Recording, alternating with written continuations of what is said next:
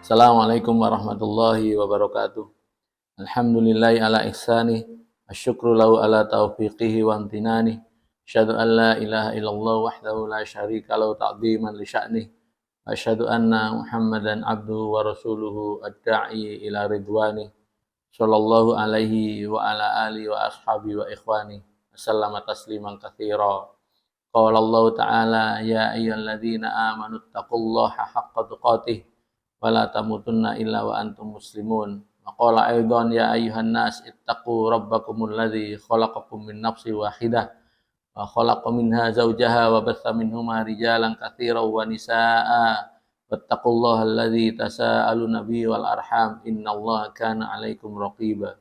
Ya ayyuhalladzina amanu taqullaha wa qulu qawlan sadida yuslih lakum a'malakum wa yaghfir lakum dzunubakum wa may yuti'illaha wa rasulahu faqad faza fawzan 'azima.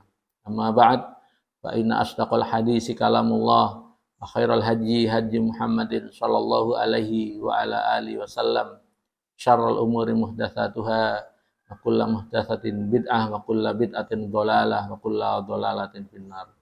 Allahumma anfa'na bima 'allamtana wa 'allimna ma yanfa'una wa zidna ilma.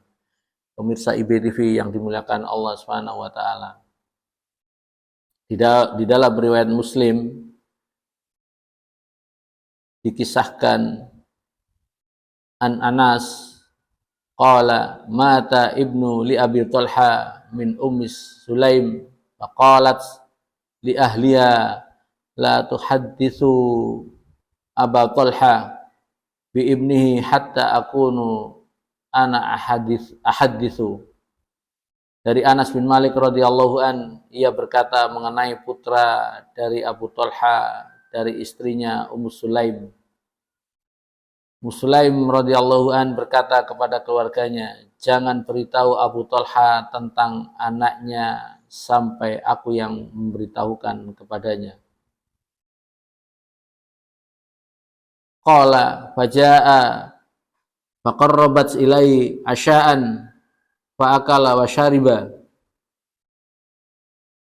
faqala thumma tasanna'at lahu aksana ma kana tasanna'u qabla dzalika fawaqa'a biha falamma ra'atu annahu qad syabi'a wa asaba minha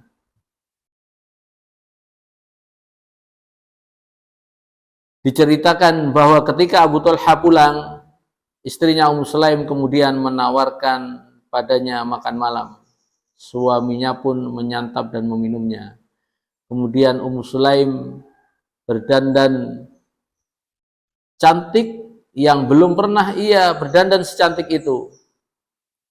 Kemudian suaminya pun menyetubuhi Ummu Sulaim. Ketika Ummu Sulaim melihat suaminya telah puas dan telah menggauli dirinya, ia pun berkata, "Bagaimana pendapatmu jika ada suatu kaum meminjam sesuatu kepada salah satu keluarga, lalu mereka meminta pinjaman mereka lagi, apakah tidak dibolehkan untuk diambil?" Maka Abu Talha menjawab dengan tegas, "Tidak." Ummu Sulaim mengatakan, "Bersabarlah dan berusahalah raih pahala karena kematian putramu." Maka Abu Talha lalu marah kemudian berkata, "Engkau biarkan aku tidak mengetahui hal itu hingga aku berlumuran janabah, lalu engkau kabari tentang kematian anakku." Abu Talha pun bergegas ke tempat Rasulullah Shallallahu Alaihi Wasallam dan mengabarkan apa yang terjadi pada beliau Shallallahu Alaihi Wasallam. Ma'asyiral muslimin rahimani wa rahimakumullah. Sebelum kita mengambil pelajaran-pelajaran yang lain, kita bisa melihat begitu sabarnya seorang suami, bagaimana ketika dia ditutupi dari kematian anaknya oleh istrinya, tetapi ketika mengetahui dan setelah mendapatkan penjelasan dari istrinya, beliau hanya marah. Ketika marah kemudian langsung bergegas ke Nabi, tidak memukuli istrinya. Apabila ini kita perhatikan, kita bawa ke kondisi kita saat ini, kita nggak tahu perempuan istrinya itu akan jadi apa. Apalagi orang yang imannya kurang, maka bisa dijadikan sangsat hidup itu istrinya. Tapi Abu Talha tidak menurunkan tangannya sedikit pun pada istrinya. Dia menuju Rasulullah SAW dan mengabarkan apa yang dilakukan oleh istrinya. Maka apa yang dilakukan Rasulullah itu membuat Abu Talha tercengang. Maka Rasulullah SAW pun mendoakan, semoga Allah memberkahi kalian berdua dalam malam kalian. Akhirnya Ummu Sulaim pun hamil lagi. Ma'asyiral muslimin rahimani wa rahimakumullah.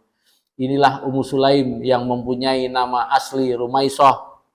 Dia adalah seorang perempuan yang sangat sabar dikala keluarganya itu memboikotnya lantaran dia memeluk Islam. Sampai beliau kesulitan di dalam ekonomi karena diboikot. Ma'asyiral muslimin rahimani wa rahimakumullah. Diboikot itu bukan sesuatu hal yang mudah. Diboikot itu bukan hanya sekedar bagaimana seseorang itu oke, dia punya uang, tapi bagaimana kalau dia diboikot tidak bisa membeli. Seluruh toko mengatakan jangan beli di orang itu. Dia orang membawa ajaran yang aneh-aneh. Padahal kita sudah punya uang banyak, tapi nggak bisa beli, terus kita mau beli kemana? Dan berita itu sudah menyebar dalam satu kota. Semisal seperti itu. Maka ketika kita membaca kisah para sahabat atau sahabiat, maka ikutkan pikiran kita ke dalamnya. Ikutkan kita berselancar di dalam area mereka. Kita akan merasakan bagaimana keteguhan dan kekuatan iman mereka. Ma'asyiral muslimin rahimani wa rahimakumullah. Beberapa faedah dari kisah di atas adalah yang pertama, dianjurkan seorang istri untuk berhias diri yang terbaik di hadapan suaminya. Kemudian yang kedua, istri harus bersungguh-sungguh dalam berkhidmat pada suaminya dan membantu mengurus hal-hal yang bermaslahat bagi suami seperti yang dilakukan Ummu Sulaim pada suaminya, yakni dengan menyediakan makan malam. Yang ketiga adalah mustajabnya doa Nabi Muhammad SAW dengan mendoakan keberkahan bagi malam Ummu Sulaim dan Abu Talha. Kemudian yang keempat, barang siapa yang meninggalkan sesuatu karena Allah, Allah akan mengganti yang lebih baik. Lihatlah Ummu Sulaim begitu ridho dan sabar dengan ketentuan Allah Jalla wa'ala, sehingga ia pun dikaruniai putra yang diberi nama Abdullah oleh Nabi Muhammad SAW. Yang memberi nama adalah Nabi sendiri, bukan dari bapaknya. Kalau kita mungkin begitu anak kita lahir, presiden tahu, yang beri nama itu presiden kita. Itu ada suatu kebanggaan. Dan ini adalah pemimpinnya kaum muslimin.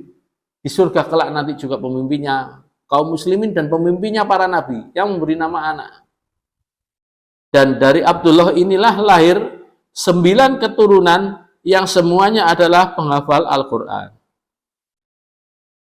Yang kelima, disunahkan ridho terhadap takdir yang terasa pahit. Kemudian yang keenam, sesuatu yang bisa menguatkan sabar adalah dengan seseorang mengenal dirinya sendiri bahwa ia berasal dari sesuatu yang tidak ada. Manusia adalah milik Allah, yang manusia milik hanyalah titipan dari Allah yang sewaktu-waktu bisa diambil. Disunahkan melakukan teknik dengan mengunyah kurma dan dimasukkan ke dalam langit-langit mulut bayi. Dan disunahkan memberi nama pada si buah hati ketika si buah hati lahir pada hari lahirnya. Disunahkan memberikan nama yang terbaik, dan di dalam sebuah hadis dikatakan sebaik-baik nama adalah Abdullah atau Abdurrahman. Atau boleh meminta orang soleh untuk memberikan nama pada anaknya. Yang berikutnya, hendaknya memberikan kabar kematian pada orang lain dengan lemah lembut, dan bolehnya menggunakan kata-kata kiasan yang seolah-olah mengandung dusta ketika hajat itu dibutuhkan. Mungkin ini sedikit yang bisa saya berikan tentang keteguhan seorang ketika menghadapi kematian anaknya, tidak panik, tidak meraung-raung. Seorang perempuan yang iman mengakar di dadanya, dia mempersiapkan yang terbaik untuk melayani suaminya, dan dia tetap dalam keadaan tenang, walaupun di dalam hatinya dalam keadaan guncangan yang sangat luar biasa, dalam guncangan yang sangat luar biasa, dalam kesedihan yang sangat luar biasa. Tapi dia mengingat bahwa Allah di balik itu semua dan Allah adalah sebaik-baik tempat kembali. Dan dengan keberkahan doa dari Nabi, Allah memberikan 9 keturunan dan semuanya adalah keberkahan dari turunan tersebut. Allahumma jurni fi musibati wa akhlif li khairam minha. Dan dengan doa itu yang diajarkan oleh Nabi tersebut, Allah memberikan ganti yang lebih baik, benar-benar ganti yang lebih baik, yakni 9 anak penghafal Al-Quran semua.